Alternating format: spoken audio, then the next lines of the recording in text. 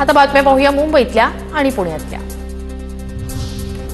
मध्य रेल्वेवर रविवारी 5 तासांचा मेगा ब्लॉक। सीएसएमटी ते विद्याविहार दरम्यान अप आणि डाऊन धीम्या मार्गावर मेगा ब्लॉक घेतला जाणार। सकाळी 10:48 ते दुपारी 3:45 पर्यंतच्या कालावधीत डाऊन धीम्या मार्गावरील सेवा डाऊन जलद मार्गावर वळवल्या जाणार।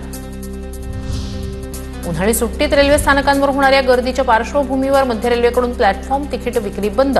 छत्रपती शिवाजी महाराज टर्मिनस, लोकमान्य टिळक टर्मिनस, कल्याण या प्रमुख स्थानकांमध्ये 18 एप्रिलपासून 15 मे पर्यंत प्लॅटफॉर्म तिकीट विक्रीवर निर्बंध। मुंबईकरांची तहान भागवण्यासाठी पालघरमध्ये आणखी एक धरण उभारले जाणार। गारगाई धरण प्रकल्पाला अखेर राज्य मंत्रिमंडळाकडून हिरवा कंदील। या धरणाची पाणी साठवणूक क्षमता 6 टीएमसी, तर दररोजपेक्षा 11% अधिक पाणी मिळणार। दादरमधील कबूतरखाना हलवण्याच्या हालचाली मंदावल्या। कबूतरखाना संदर्भात स्थानिक रहिवाशांची अद्याप बैठक नाही, जी उत्तर विभागाच्या अधिकाऱ्यांच्या बदल्या झाल्यानं विषय रखडल्याची माहिती।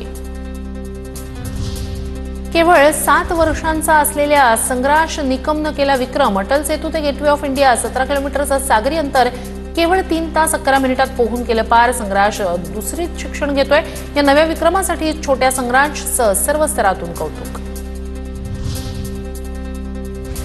पुण्यातील भिडे पूल 21 एप्रिलपासून तब्बल 1.5 महिना वाहतुकीसाठी राहणार बंद। मेट्रोच्या कामानिमित्तानं निर्णय। मध्यवर्ती भागात संध्याकाळच्या वेळी वाहतूक कोंडीची दाट शक्यता।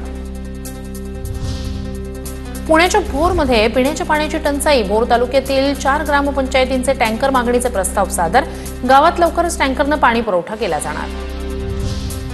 सरकारी, निमसरकारी जॉब करणारे आणि उद्योग करणाऱ्यांनी रिक्षा परवाने परत द्यावे, अन्यथा कारवाई होणार। पुणे आरटीओचं परिपत्रक जारी। तपासणीसाठी आरटीओ विशेष मोहीम हाती घेणार। पुण्याच्या धायरीमधील कचरा प्रकल्प बंद करण्याच्या मागणीसाठी नागरिकांचं आंदोलन। प्रकल्पाला वारंवार आग लागून दुर्घटना घडत असल्याचं समोर। कचरा प्रकल्पामुळे रोगराई।